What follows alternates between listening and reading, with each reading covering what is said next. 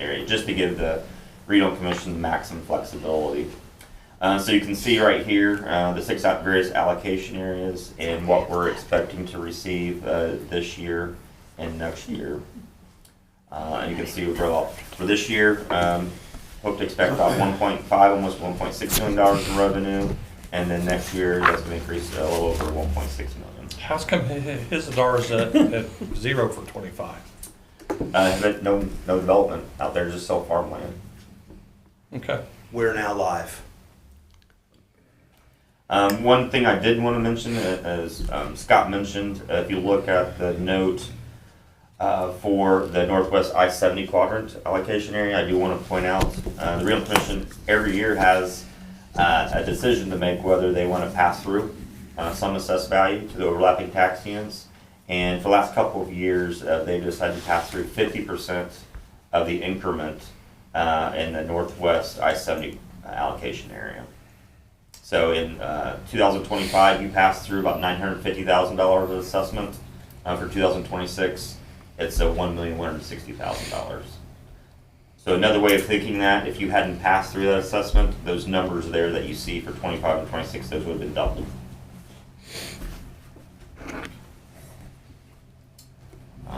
Page 4. Besides the kind of pay-as-you-go projects that you're constantly funding or considering, you do have 6 bonds outstanding that you've issued over the years, mostly to pay for public infrastructure that has helped support it. A lot of the infrastructure out in the industrial park to help for those expansions.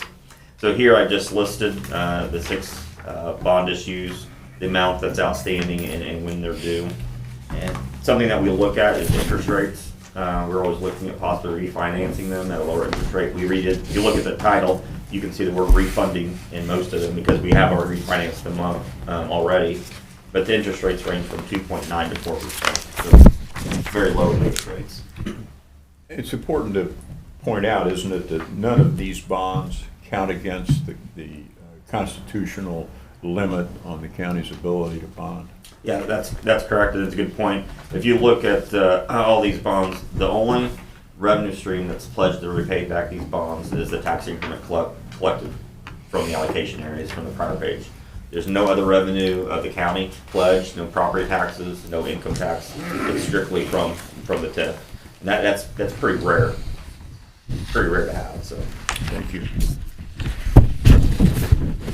the next page, on page 6, just kind of demonstrates the tax increment that we're anticipating to collect. It goes out the life of the bonds compared to the debt service on those 6 bonds. So if you look at that blue area, again in 2025, we're estimated about $1.4 million in the areas that are pledged towards the TIF bonds, compared to the annual payments, the bars, about $800,000. So you can see there, we're expecting the TIF to increase about 1.5 in 2028, and then about 1.6 is the peak in 2030. And you can see you start decreasing. That's because some of the TIF areas do expire. TIF areas do expire, despite what some people say. And with that, as those expire, all that assessed value that we're capturing, that gets added to the tax base to help reduce tax rates. So that's why you see those decreases out there. And you can also see, we knowing that, you can see the bond payments also decreasing to try to mimic the TIF. So when those go away, what happens to the tax caps? Well, what will happen is the tax rate will go down, so that will reduce your circuit breaker losses, reduce the caps. So, but it won't reduce them by as much as the TIF we're going to lose. That's why, from a redevelopment commission standpoint, in the county and the city, if you have TIF areas, you get more bang for your buck. It's more efficient to capture the TIF and fund the projects. Because if you let it pass by, you're just reducing the tax rate. Yes. So remember that. That's. I mean, it's good on the one hand to get it paid off and done, but in the long run, you're giving it back. I mean, yeah, you don't have it limits your other resources available to do stuff. Yeah. Okay, thanks. Mm-hmm. Well, it's our only financing mechanism for infrastructure. And Going back long before I came to this county, one of your projects historically was to partner with Draper to improve Mercer or County Road 700 South, the county, and this is not a criticism of the county, but the county wouldn't have the road funding available to do that project. Therefore, this commission did the financing on behalf of the county to widen that road, to improve that road for now one of our major employers. I mean, it's a perfect example of the benefit of tax increment finance. Otherwise, it had been very difficult, through no fault of the county officials, for them to participate in that project. So are there any strategies, Jason, that commissions are taking to protect that, or are there ways you can or can't you? Because as we can see, these TIF areas are in over time, and as you guys have done, you've expanded over time, and it's increased your revenue over the years, and that's because your needs have increased. And to adding to Corey's part, when you have companies, when the state brings companies, to Henry County to look at the Shell building or look at vacant sites, they're looking at other states too. And yes, the state and IDC does help provide some incentives, but nothing compared to what other states are providing. So it's like the local community is kind of competing with states. So like as Corey said, TIF is really our only tool that we have. Where if you're looking at Kentucky and Tennessee, the state also throws in millions of dollars of state funding, and that's what we're competing with. Well, with Senate Bill 1, it takes away the cities and the counties' match money. I mean, we're not going to afford the grants or the opportunities for us to be able to work with, but we're not going to have the match money. So this is going to be the only vehicle. So, and then people are now TIF areas are starting to end. I mean, yours is until 2030, but some of the other areas in the state are starting to end sooner than that. And I've been hearing from mayors and some legislators that instead of having TIF areas just end 100%, year one, maybe if we can prove that we have projects that we need, maybe we let that phase out. Like maybe it just 20% of it goes away year one, and then 60% year two. Because just because a TIF area ends doesn't mean your projects end. So that's what I'm hearing is trying to counteract. None of our bonds go beyond the life of the TIF. No, and that's one reason we always do this too, is because we want to make sure that your bonds don't go out further than your revenue stream. Any other questions on these areas? But as you can see from the graph, I mean, the TIF areas are doing well and generating more than what we estimated historically, and enough to cover the bond payments, and then also allow you to try to continue to expand your allocation area. And we were talking earlier, Scott and Jim, we asked them to get a panel a number of years ago because, and I don't say that just because I am from here, but I do use you guys as an example in other communities and what they can do, because you guys have done a great job with Industrial Park, buying land when it's available, and then using that as an incentive to entice boards at TS Tech here. So what determines the life of a TIF? When it's created, and the statute, the legislators are always tweaking TIFs. So right now, if you create a new TIF area like the one that we're going to be talking about here in a minute, it has a 25-year life. And right now, that 25 years doesn't start until you issue bonds. We've never started a TIF district for no reason. We've had a purpose, business purpose for that TIF district, or redevelopment, new development for that area. Muncie is a good example. They just started cutting out TIF districts. That's what bankrupted their school corporation. But they just TIFed at 18, something like that. So, but we've never done anything without having a purpose or a business reason. The legislature, just so you'll understand, is doing its dead level best to end us, to get rid of us, It feels like that. to capture the revenue and kick us out. And if they do, I don't know what we'll do. The city won't have match money, the county won't have match money for grants. It'll be devastating. Page 7. All of it, before you go to 7, you don't anticipate any problem servicing any of the bonds? No. Okay. No, and this also includes the impacts of Senate Bill 1. So you don't really see much of a decrease, but you do have property that have tax abatements, and that's helping increase the revenue. But Senate Bill 1 is going to decrease our TIF, or these would be a little bit higher. So even in those future years where more impact of that bill is, It's included in here. okay. Yep. The next area is County Road 400 South allocation area, or the Boar's Head allocation area, because it was part of our original industrial park, but when Boar's Head asked to come here and ask for incentives, we carved it out and created its own allocation area, so it's kind of a stand on its own. And you can see in 2025, the original area, we collected $882,000. There's what we're estimated to collect, and it's actually, they paid all their taxes in spring, so we collected their taxes. In 2026, we're anticipating that the original area is about $1.4 million, and then about 2021, 2022, well, it actually just got assessed, but they came back in 21, 22 and said they wanted to expand and ask for more incentives.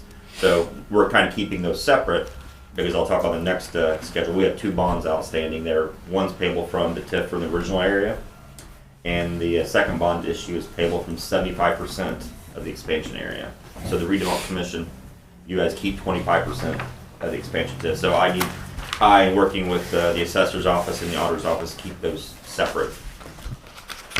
And that's very important, as we'll talk about here on page 9.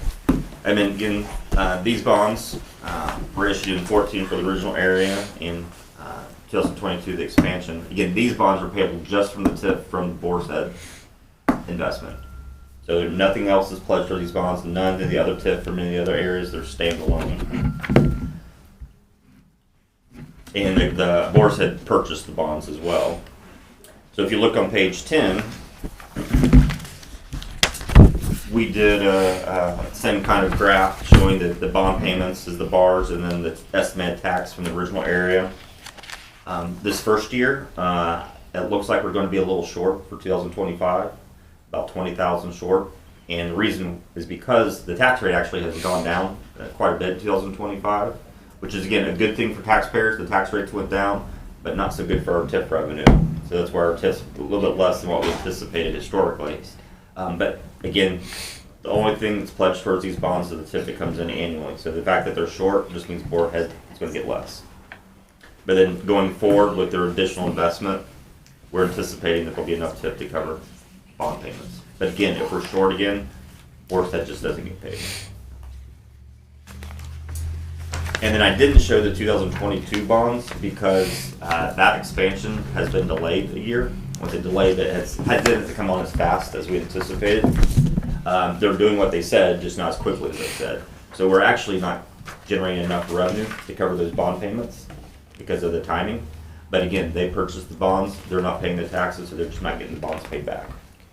Once they have their full investment reported, we'll do a similar analysis for that. What does that do to the 25%? That we don't get that 25%. We just get the 25% that they pay, so it's being delayed as well. So something is coming in. Yeah. It's just not the full. Right. Yeah. Okay. Yeah, we were expecting when we did the bonds in 2022, we were expecting there would be TIF in 2025. But they were just internally delayed in getting the expansion done and putting the equipment in. So we didn't get anything in 25. So we didn't get any of the 25%, but they didn't get any of those 75. Yeah. And we're going to get 25% of this 394. It's on page 8. Scott, I'm going to interrupt. It's 1 o'clock, Thank you. and we'll come back to Jason in just a second. We need to recess briefly to open bids. Yeah, so as part of a notice of offering process, we published in the newspapers twice offering real estate in the industrial park. So that's lot 4 of the Aitchison subdivision. It's on the northwest corner of Hayes Way and Brooks Drive in the industrial park south of Newcastle. I have one bid that I want to read into the record. And it's the only bid that we received pursuant to the notice. The bid is from NEO, and on behalf of NEO USA LLC, I hereby submit a bid in the amount of $1 for the parcel of land described in the attached notice of offering. This bid is submitted in accordance with the terms outlined in the notice, subject to further approvals and final specifications. Sincerely, NEO USA LLC, signed by the president of that company, Ennio McCurry. And so that is the bid that we received. Want to read that into the record and have the minutes reflect that. From a practical matter, we now enter into the 30-day waiting period by statute. So we cannot transfer this property until 30 days has gone by. And related to the transfer of the property for this project, and just by way of reminder for the commission members and for the viewing public, this is a food package manufacturer that is looking to build a new facility in our county, approximately 25,000 square feet, expandable over time as their business allows that. One of their customers is Boar's Head. It's not their sole customer, but that is one of the reasons why they're interested in building here. They also came to look at our shell building. And so the shell building was too large, and we had already entered into a letter of intent to sell the shell building to a different entity. So while that visit occurred, I walked the consultant and the company president out, the gentleman that signed this letter, and I pointed at lot 4 across the way, and I said, "Why don't you build there?" And so that was in May. We've been in negotiations. We've started the public approval process on a number of items. This one is related to the real estate, and so it's 50 new jobs over 5 years, and approximately $8 to $9 million investment by the company. Much of that is in equipment. But one of our incentives is a discount on the land, and so I would request your authorization to work with our counsel, Jim Milliken, to draft a sales agreement for Lot 4 and authorize me to sign it on your behalf as long as Mr. Milliken is comfortable with it. And one of the main points of the agreement will include a clawback provision. In other words, there will be performance requirements that the company must meet in order to retain the land. And quite simply, that is so many months or a certain amount of time to start construction on the facility, and then so a certain amount of time to be up and operational. If they can't meet those requirements, and there's not a good reason, a good reason for the delay, then by contract, this commission could receive that land back.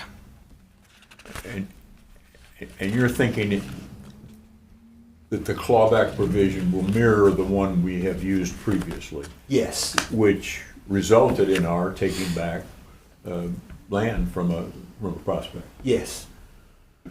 Okay, we need to vote on that. Please. I entertain, I'm just counting. It takes me a while to see that we have a quorum. I'd entertain a motion then that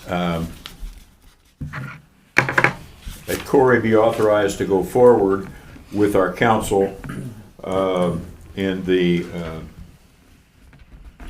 preparation of an agreement that provides for the sale of the ground with an appropriate clawback provision.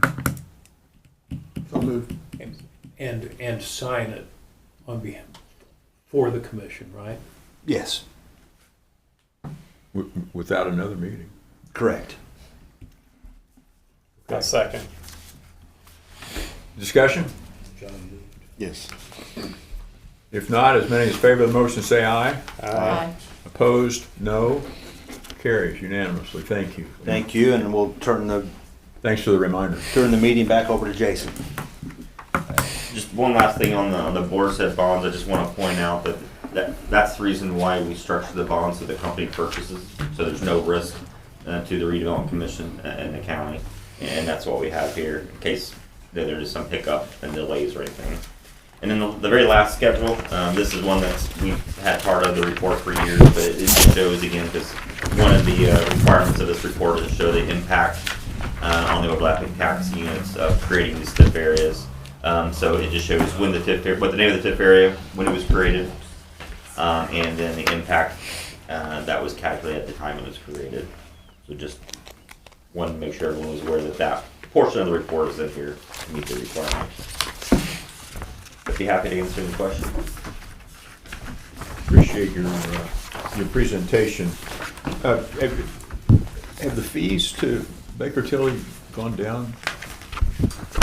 I'd have to look into that. Well, I just noticed we don't get the nice booklet like we used to get. You do. I'll hand it out after the meeting. They're a parting gift as you walk out. It's to keep everybody It's in your here. swag bag that they're gonna I'm hand just, you. just curious, I'm always looking out for the taxpayers' money. Okay. It's a very nice, in all seriousness, it's a very nice booklet that at first glance, your eyes will cross. It looks like the most boring piece of production that you've ever looked at, but when you take a look at it, it's actually a good thing. It's well done, and it keeps everything in perspective. And I use it on a regular basis. I'm sure you do. It's a good piece of work. So I appreciate it, and appreciate your efforts, Jason. Any questions for Jason? Comments? Okay, thank you. Are we still on the clock, or, I mean, you can leave if you don't want to. I can stay, but if you need me to. You're, That, as a former resident of Henry County, you are always welcome, Jason. You need to know that. As a current resident of Hamilton County, however, feel free to leave if you want to leave. since there aren't very many people from the public here, you probably don't need me for the public here for the confirmatory. No. If you don't, if you don't think I'm needed, I can go. We're good. Okay. I'm always glad to see you, Jason, because if he's picking on you, he's not picking on me. Thanks, Jason. Well, thank you. Yeah, thank you. Nice to meet you. Watch the court, sir. Thanks for your help.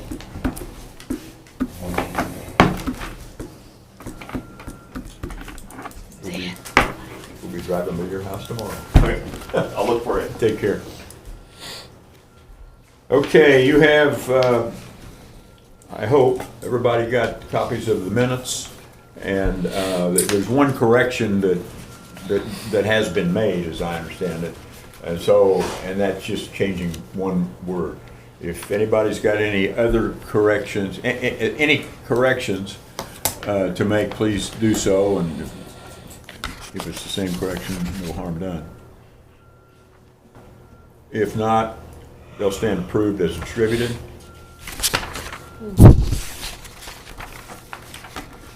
Financial report.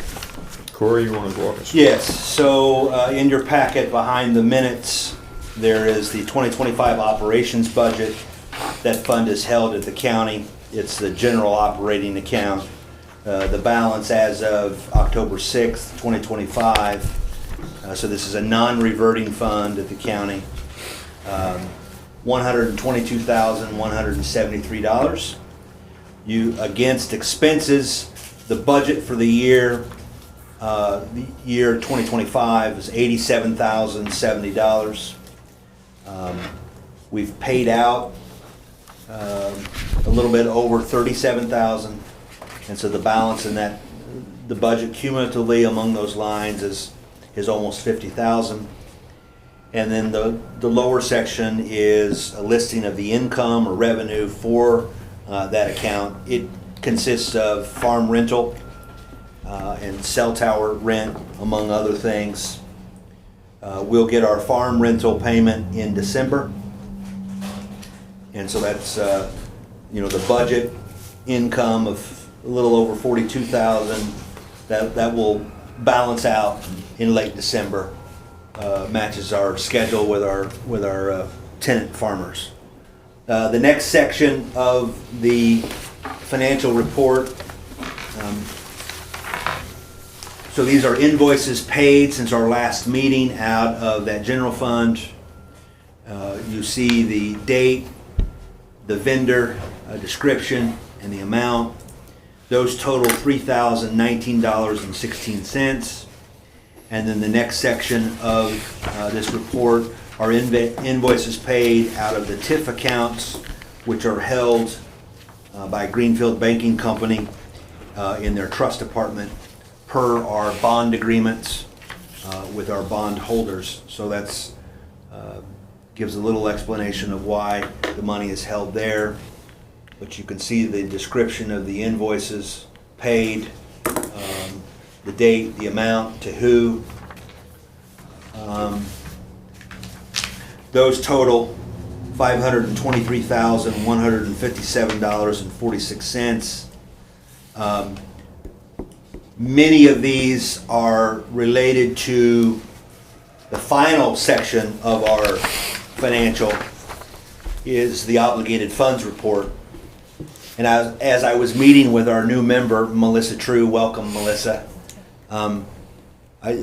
Melissa and I spent about an hour together just doing some training and some onboarding, and I spent a lot of time looking and moving through the consolidated or moving through the obligated funds report because it really guides our ongoing projects. So, we have our bond responsibilities, and then so we cover our debt service first, and then the leftover funds available we invest in the county through a variety of projects. And so many of the invoices paid, making up that total of over $500,000, are reflected on projects that have previously been approved. And so I want to link those two together. I'd be happy to ask any questions or answer any questions. I'll ask some questions too. Otherwise, I would like a motion to ratify those two groupings of invoices. I'll make a motion to ratify the payment of the invoices. I'll Sure. second. Many in favor of the motion say aye. Aye. Opposed, no. Carries. Why the extra zeros here? I didn't delete them. It's the only place I Yeah. saw that. Okay.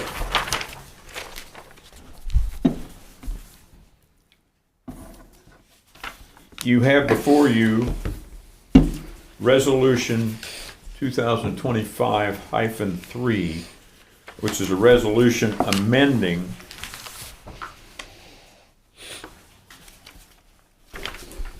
our plan, and this is the one to accommodate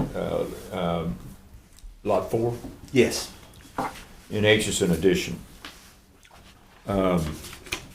As originally circulated, the dates were wrong. But they have the corrected copies. Corey caught that and has taken care of it, and so the dates you have on the one that was in your packet when you came in today, those dates are correct. Would you like me to summarize this? I'd be happy for you to, yes. So this is part of our plan amendment process. The RDC plan amendment process begins with this body. That happened on September 8th. Then the plan goes for consideration at the Planning Commission to see if it agrees with the county's comprehensive plan. They make a recommendation to the county commissioners only related to that issue in relationship to the comprehensive plan. And then it comes back here for a public hearing. And we've already held our public hearing. It was advertised appropriately in the newspaper more than 10 days in advance. And so this is the final resolution or the final action that this body takes to effectuate the plan amendment. And then it goes to the county commissioners for final approval. My point in going through all of that is that this body works in cooperation and under the oversight and under the leadership of the elected officials of Henry County. And so whether the plan amendment is one item or 40 items, that is the process that we must go through. And so this specific plan amendment does two things. It carves out 8 acres in the industrial park, identified as Lot 4 in the Aitchison subdivision. That is on the northwest corner of Brooks Drive and Hayes Way. It carves it out of an existing allocation area and makes it its own. The second item of the plan amendment is it gives this commission the opportunity to use Redevelopment Commission funds to finance private business within the industrial park that is consistent with zoning. And the mechanism to do that is one of 3 ways: an EDC bond, a forgivable loan, or a reimbursement agreement. That has a different approval process. But to even consider it, the project has to be in our plan. And so those are the 2 items related to this plan amendment. And so before you is resolution number 2025-3, and I would recommend approval. This lot has to be carved out of the larger area in order for us to deal with it specifically. Correct. That's why we have to go through this, right? Yes. And we're going to deal with financing in just a minute. Yes. Okay. All right. Are there further questions of Corey? If not, I entertain a motion that we adopt Resolution 2025-3 as distributed. I'll make motion to approve the resolution 2025-3. Is there a second? Second. All in favor say aye. Aye. Opposed, no. Carries. Thank you. Now, moving on to Resolution 2025-4. That deals with financing. Yeah, so this is part of a different approval process where the commission is not acting independently, but it's acting part of the Henry County Economic Development Commission, different from my organization, the Economic Development Corporation. So this is one step. Ultimately, the ability to do a forgivable loan with specific performance requirements for NEO, the company looking at building here in our county. This is one step. And so this resolution authorizes the use of existing tax increment funds held by the commission to fund a forgivable loan. Have you gone through with Melissa your thinking and why we're doing this instead of? I have. I'd be happy to do a quick summary if that's helpful. Really, there's 3 options. We are most familiar with what's known as an Economic Development Commission bond, but this project specifically, the NEO project, Lot 4, that's just not helpful. The most helpful way is for us to provide some upfront capital and make that available to the company as an incentive. And so working with our advisors at Ice Miller and Baker Tilly and the county attorney and Mr. Milliken, there are really 3 ways. The EDC bond, which we're most used to, but it's not helpful to this project. Number 2 is a forgivable loan, and that's the direction we're headed. The third option is a reimbursement agreement.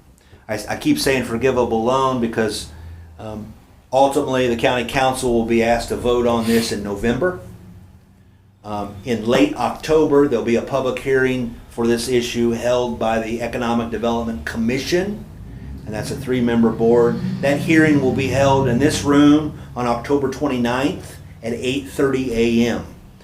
Public notice is being scheduled with the newspaper as we speak. That body, it's a 3-member body. Joe Copeland is a member, Mike Broyles is a member, and Josh Estill is a member. They will hear about this project, hold a public hearing, and then make a recommendation to the county council, and then the county council will take final action, or be asked to take final action at their meeting in November. I've had this before you today as a matter of efficiency, to have this step completed, but I've outlined the process that we're heading through. We believe that the most efficient and helpful incentive and the least amount of dollars possible, but to allow the company to locate here and create the new jobs, is a forgivable loan funded by cash on hand or funds on hand from the Redevelopment Commission. And so resolution number 2025-4 authorizes the use of those funds subject to the other approvals that I've already discussed. Have we used this financing vehicle before? We have not. I didn't think so. We have used the approval process Yeah. for a bond. It's the same approval process, but this is new to us. But this takes our money It does. out of your pocket, in effect, that you presently have, loans it to the company, Yes, and then over a period of years, yes, if they meet certain performance requirements, that loan gets forgiven. correct.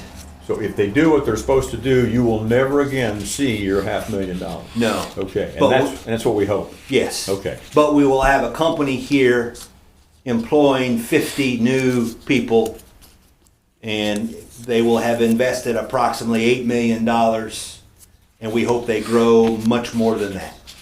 And then to get to my real question, which is the tax increment created by the building to be erected by this new company will benefit the commission. Correct. There's no other incentive. So we'll be getting a tax increment payment every year. Yes. Okay. Well, and you're selling the land. Or donating the land for $1. I see. Should we set up a special fund to collect the proceeds from the sale? Now, Corey's desk drawer will be fine. We'll just Okay, slip all that dollar in there. right, all right. Thank you for There's pulling. one in every crowd. Yes. Scott. Okay, I would entertain a motion that we approve resolution. Oh, I'm sorry, the other thing, if we adopt this today in advance of the Economic Development Commission meeting, it would seem to give some impetus to them Yes. approving Yes. this step in the process. Okay. Yeah. And two other things. This project was introduced to the county council at their meeting this month with no requested vote. Jim and Penny and Lisa from Ice Miller, and then Heidi from Baker Tilly made a presentation to the county council to let them know, here's the project, here's the direction we're going. We want to come back to you in November and ask you to vote on this. But the presentation was in a public It was. meeting? Okay. Yes. All right. Okay. And it was well received. Good. I'm sorry, You Paul. can watch it on YouTube. Yes. Yeah. And I will likely send that out to the 3 members of the Economic Development Commission. Joe, Good. Mike, Josh. and Josh. Good. The other thing I want to add is this is new to us. It is not new to other communities in Indiana. And that is one of the things that I think was talked about at the county council meeting. Lisa explained that's very commonly used. We just haven't yet. The forgivable loan. Haven't had the money in our coffers probably to do it. Yeah. at the rate you've been spending. Corey, does the commission approve the bonds too? Is that part of that process? You said. Well, there aren't any bonds on this No, one. I know, but are other previous ones? Yes, Okay, yep, same process. all right. I'm done. You sure? Yep. Okay. Positive. Okay. we On got this, all- on this topic. I understand, but thank you. I mean, you've given us all the information we need, and I appreciate that. I'll entertain a motion that we approve, or we adopt rather, Resolution 2025-4 as distributed. I can make that motion. Second. Questions? Discussion? If not, as many as favor the motion say aye. All right. Opposed, no. Carries. Thank you. Now, totally unrelated to the NEO project. Yes. We've got another resolution, and that's to sell the, we acquire, you brought Melissa on board with this, right? You know about the properties we've acquired, excuse me. I think we talked about that day. Yeah, Yeah. And now, and now that you've done that, you want to get rid of them? Yes. Okay. So this is a resolution authorizing the sale of parcels generally located on E and D Avenue in Newcastle. And so this resolution authorizes me to go through a process within statute and or make them available first to all the adjoining property owners, so they can acquire them. And we've used this recently when we sold our lots acquired through the blight elimination program. And so I want to dispose of these properties. The catalyst for this was some communication from the neighbors that were interested in purchasing. And because we're a public body, and rightly so, we have to go through a specific process. And that's what this resolution does. So we've got 4 properties for which we really have no use. Correct. And we hope that neighbors will have some use. Yes. And will acquire them. Questions? So is the goal to just get the assessed value back out of those, or? That is a minimum. Okay. Well, yeah, if it's a reasonable offer, I'll accept it. Okay. It just- Because I'll compare the offer versus our carry costs, and Okay. we'll move forward. So we're really not looking to make money on this. We're looking to reduce our operating expenses going forward and get the property back on the tax rolls. Right. How did we get these? We were acquiring some property as it became available over the years with a strategy that we have since said it's not the strategy we want to go, to create a bit of a buffer between the property, and I'm completely directionally challenged over there, but we own the 25 acres adjacent to the former Firestone facility, and we still market that. Yeah. But that was the thought process on acquiring some of these lots. And we're not getting rid of a few of those Correct. that we acquired for the buffer and access. But Yeah. these are not needed. Correct. Because that's one of the few parcels in Henry County that's zoned heavy industrial, correct? Correct. So, right. These are home sites, though. Yeah, Yeah. these are vacant lots. East of the farm field. Thank you. You're welcome. East of what? The farm field. Farm field's right Those here. would be, the lots would be North. west of the farm field. I'm sorry, West. west, excuse me. See, I said thank you. West, towards Indianapolis. Yeah, sorry. That's all right, thank you. I just want to make sure I knew what you were talking about. Yeah. I do. Yes. We had broker's opinion on that last property, 2815 D Avenue. Mm-hmm. Can you recall Oh. what the broker's opinion was? Yeah, it was between 5 and 7, I think. Let me look. I'll look it up. No, that sounds right. So I have an edit here for the resolution. The last parcel number, 0303-136-800, 2815 D Avenue, Newcastle, Indiana. the assessed value of 7,600. Because the assessed value was more than 6,000, statute says that I needed to get an evaluation of that property.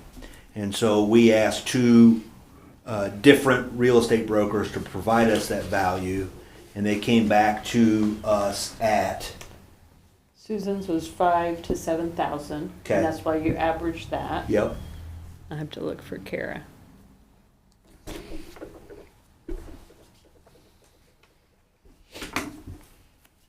Kara said.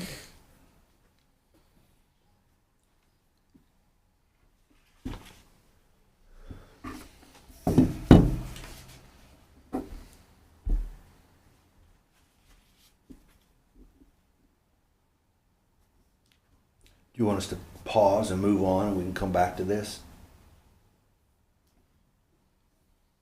Oh, yes, can be. Yes. Mhm. Oh, it's attached. Hold on, let me look. 2850. Scott, all I'm looking to do is to change that value of 7,600. It'll be something different because we had. 2750.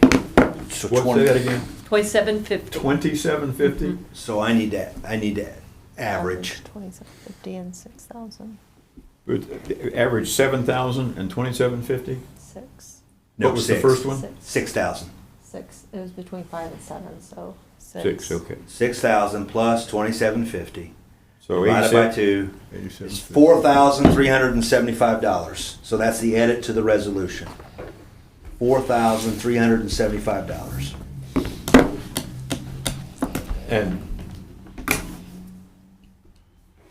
And that's not assessed value, that's appraised value. Yeah. Correct. So we'll change the word assessed to appraised. And with those two corrections, Okay.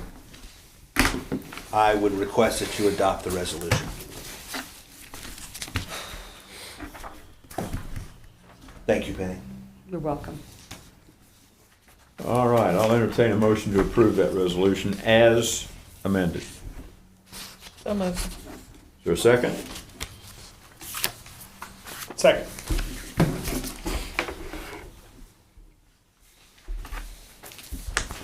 You guys adopt a strategy before we start. Rock, paper, scissors. Yeah. All in favor of the motion, say aye. Aye. Opposed, no. Carries. Thank you. We've got a proposal to do some work to develop construction drawings, right? Yeah, so this is professional services proposal with HWC to create plans and specs for drainage, infrastructure, and the western buffer on the Dubiger site.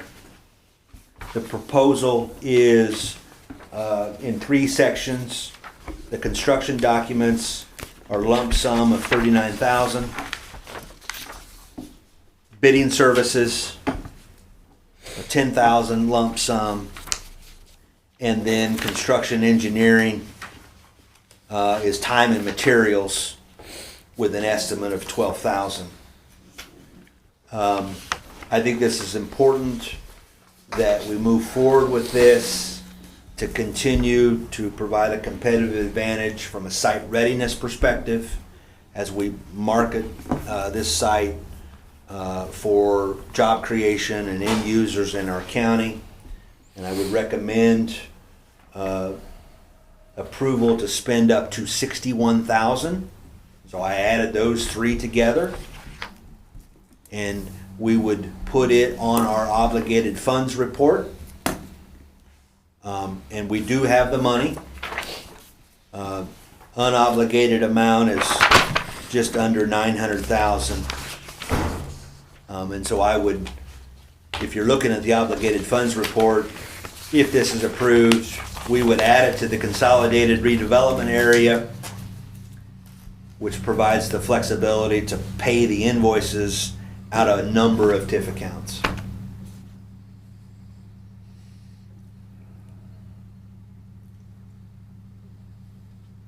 And this will simply put us in a position to do the construction. It will. And the construction would be the buffer on the west side, the Yes. bank, or the whatever it's gonna be, And the drainage infrastructure. and the drainage of the entire 94 acres? Yes, This is the property we're still waiting on the rezone.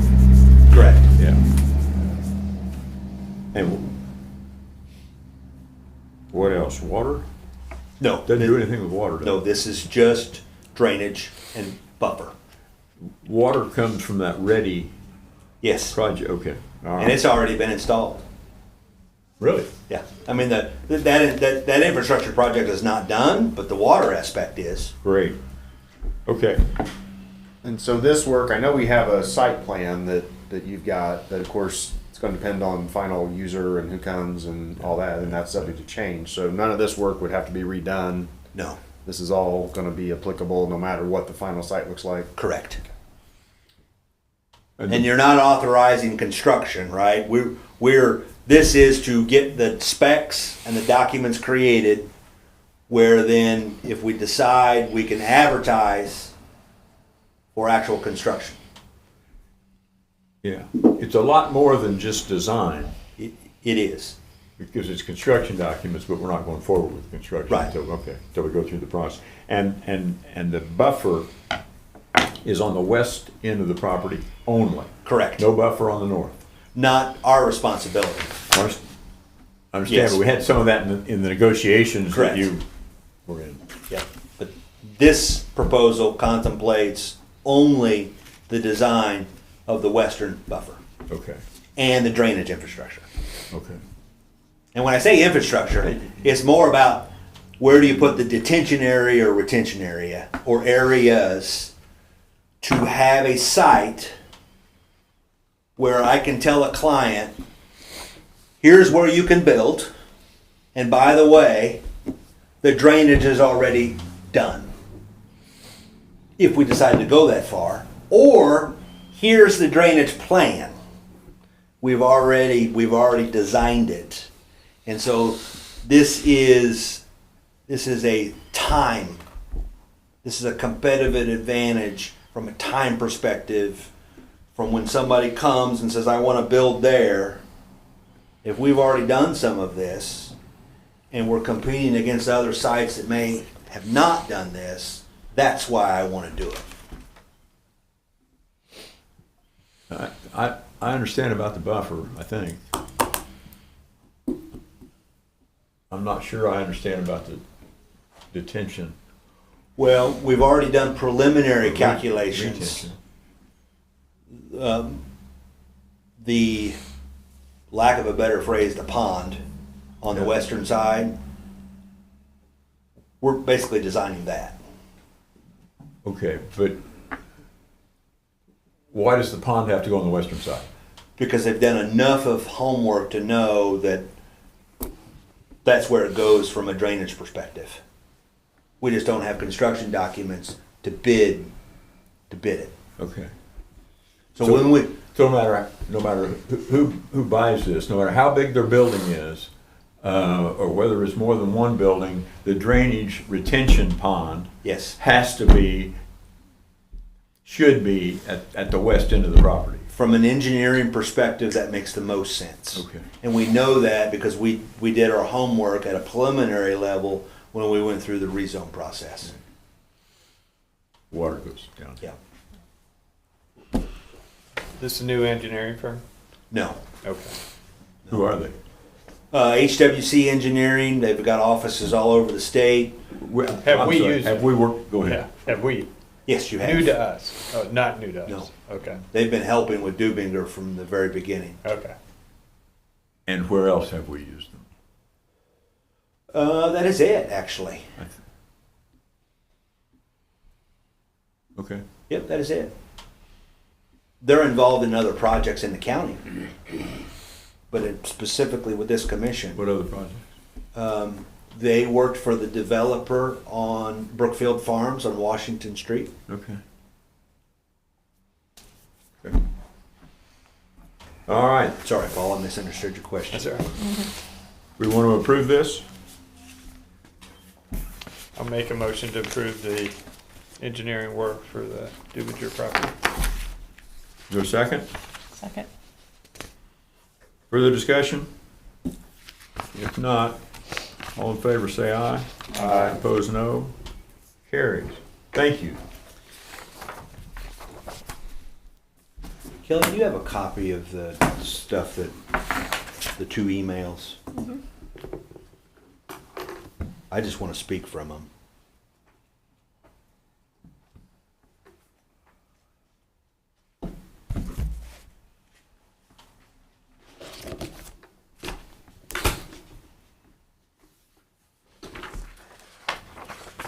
Thanks. Scott, may I move forward with item number 9? Would you please?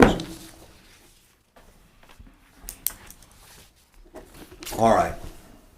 So, on your obligated funds, in the upper section, the consolidated redevelopment area section, line 7, it says Ready One Match.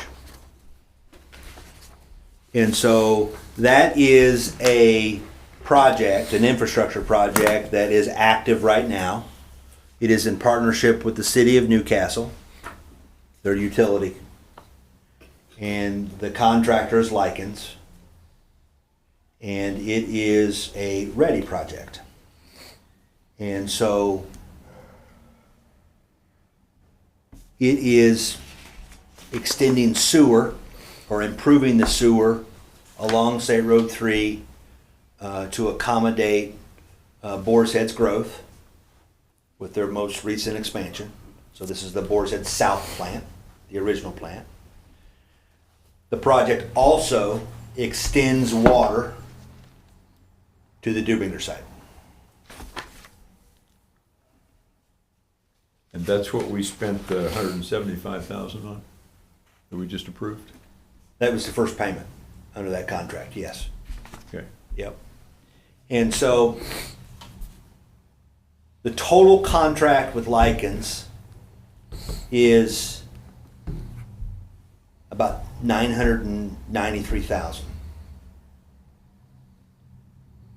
We're going to get half that. So let's just, in round figures, $500,000 back from the Ready Grant.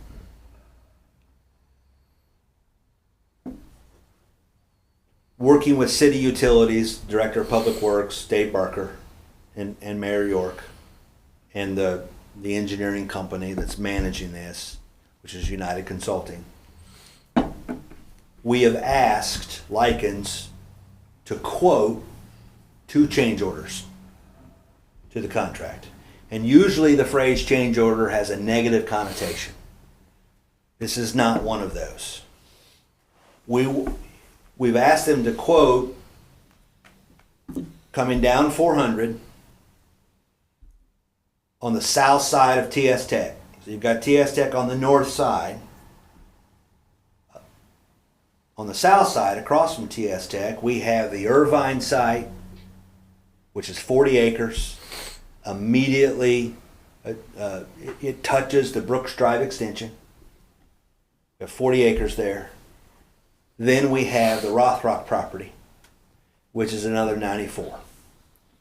The change orders are, let's get water and sewer that's on the north side of 400.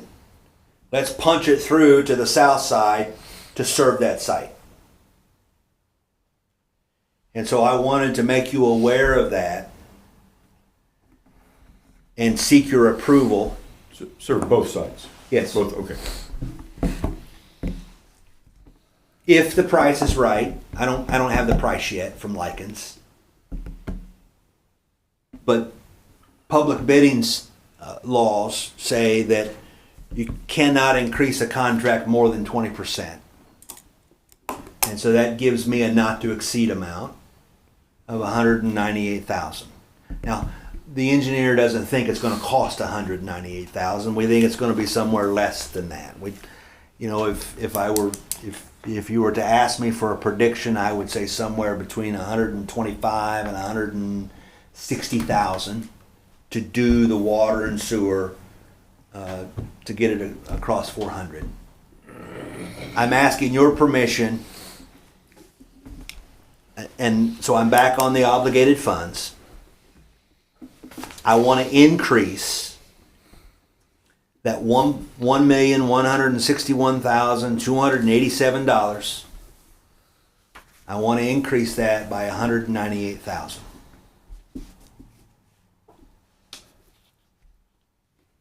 Which would allow the redevelopment commission to pay the contractor if the change order is approved.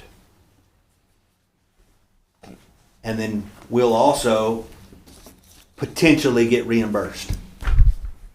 I say potentially because I'm engaged in a conversation with the region on their change order process.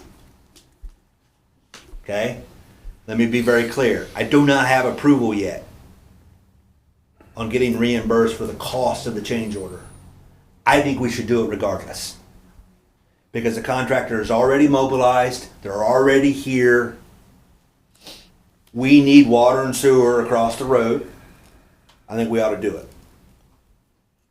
Does this do any more than just get it to the other side of the road? It just gets us to the other side of the road. And then the pipes are capped off there? Is that Yeah. kind of? Yeah.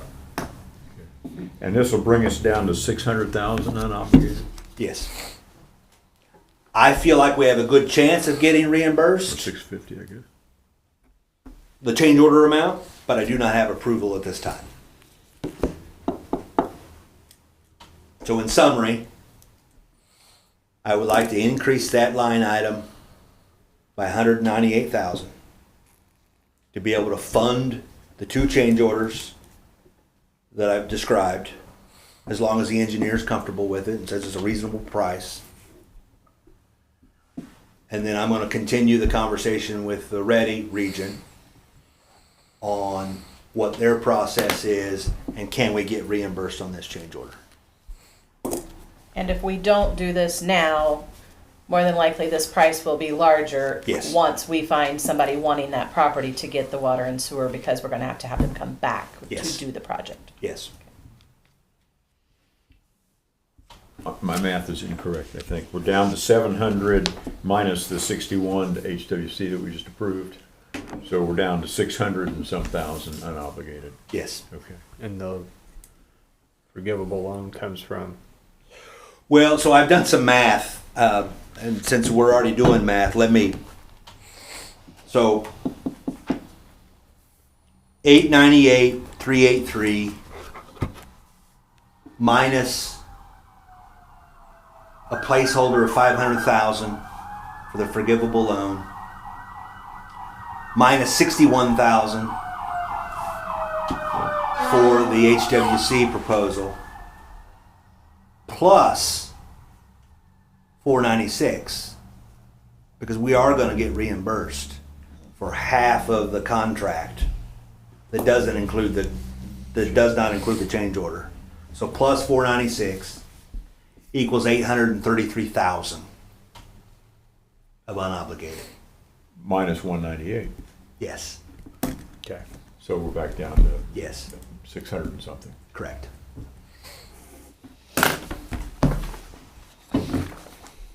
So when do we get our next draw? December. End of the year. And what are we looking at? It won't be much because a lot of people appear to prepay. That doesn't tell me. I wish I could give you a number, but I can't. 7 million, No. 50,000.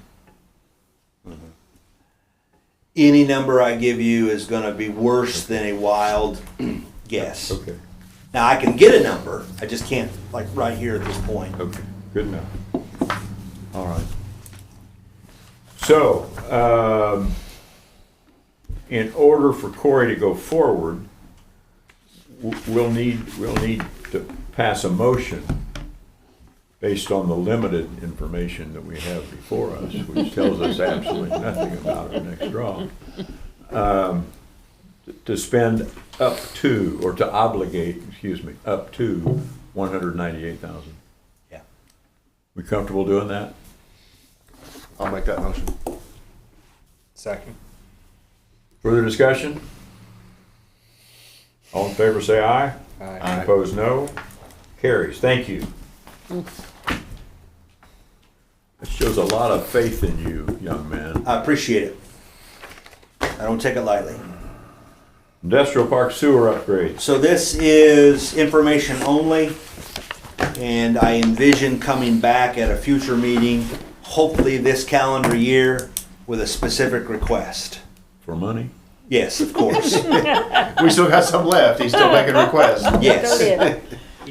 Even though we may just get about $10 in December. Yeah. So, I'm still talking about sewer. I'm talking about sewer that serves the industrial park on the east side of Road 3. It would serve the Rothrock property, the very property that I just talked about punching across 400, but the infrastructure north of there. Because the sewer flows, okay, for example, TS Tech's moderate, so it's they're not using water in a manufacturing process, but when somebody flushes the toilet at TS Tech, it goes to the TS Tech it goes to the lift station there on Brooks Drive, basically right across the street from our Shell building, and it flows north up Brooks Drive onto Commerce to the CarQuest lift station. It's named CarQuest because it's near the CarQuest property. And then it continues on north to across 300 South. And then it ends up kind of going to the corner of 300 and Road 3 into a giant 36-inch interceptor that the city installed a number of years ago, and I'm so grateful. I realize that I'm live on camera talking about how grateful I am for a 36-inch pipe, because that is a competitive advantage for our industrial park. What we need to do at some point to continue our competitive advantage on offering water and sewer capacity to the Rothrock property and to the Irvine property is upgrade that infrastructure from the CarQuest lift station on the north side to the north side of 300. Said differently, from Midwest Logistics in the industrial park. Oh, yeah. Okay? Yeah. It's a ways for that. North to on the north side of 300 South. That is the area that I'm talking about. And so the city is working with their engineer, United Consulting, who's been their utility engineer for 30 or 40 years. They have presented some options. Options ranging from $800,000 to $2 million. I know that's a big range. I'm working with our partners at the our Ready regional partners, to utilize some remaining grant funds that's already represented on Ready One Match.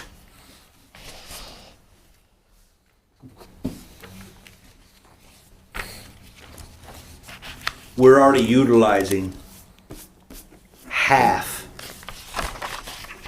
of the Ready grant for the project Line 7, $500,000. I've already talked about getting reimbursed. Yeah. There's another $500,000 available in that grant. That we've approved obligating that's not spent. Correct. And so no, not correct, sorry. Line 7 gets that project done. The sewer for Boar's Head and water to Dewmaker. It'll be done. We will only use half the grant money. They're going to reimburse us half of the contract. Round figures $500,000. We have $1 million grant. So there's another $500,000. And I am looking at other infrastructure projects the one I tortuously described from Midwest Logistics to 300, that's the corridor that I'm looking at and talking to the region about using that $500,000 there. But we'll need match money. And the amount of the match money is what I'll come back to you with. You're talking about installing a line? Yeah, extending the 36-inch line as close as possible to the CarQuest lift station. The Taking that close, 36-inch line at the intersection of 3 and 300 yes, and running it east along It- the north side of 300 yes, and then south yes, to Midwest Logistics yes, at 36 inches? yes. Why would you need that? Because kind we of, want to be able to offer, I want to be able to offer an end user looking to locate at Rothrock and or Irvine, yes, we can accept 250,000 gallons per day, no problem. So that, And right now, we can't. I understand that, and I'm being miserly. I understand that, but the flip of that is, what if we never have an end user that's going to use that kind of, or need that kind of sewer? Appreciate and We will have wasted $1 million. no, because the infrastructure will. A former mayor installed the lift station near NDOT. I think it was Sherman Bowles, Yeah. and that same lift station is servicing Boar's Head, the original plant. Right. And if that wouldn't have been there, we probably would have still attracted Boar's Head, but we would have had to say this: we need 6 months to get the necessary sewer infrastructure, and that could have spooked them. But that's hypothetical. You use the 250,000 gallon. Is that typical, normal? Is that high end? I believe 250,000 gallons per day is a good number based on the amount of acreage that we have available. Okay.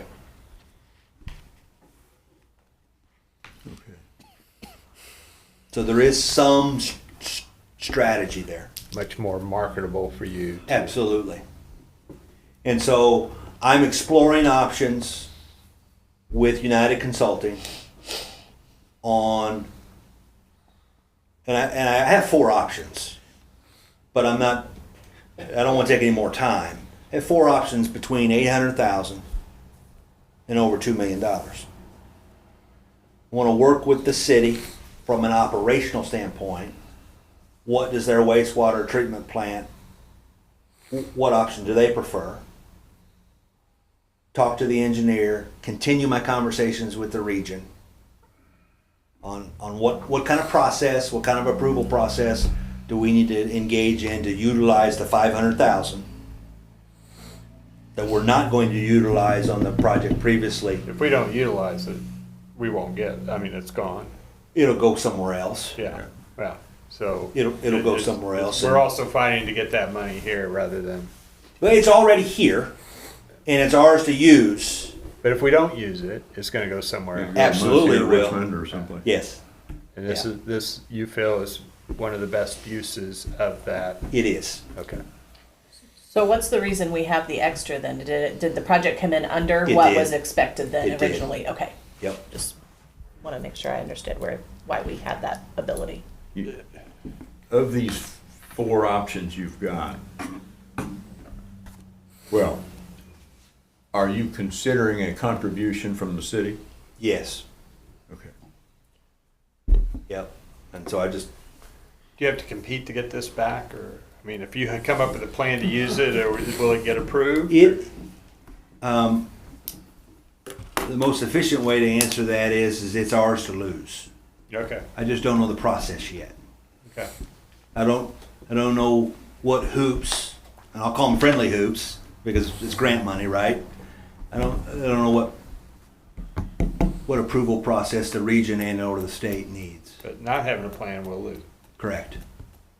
And so I appreciate the mayor authorizing his engineer at their expense to evaluate this infrastructure and come up with some options.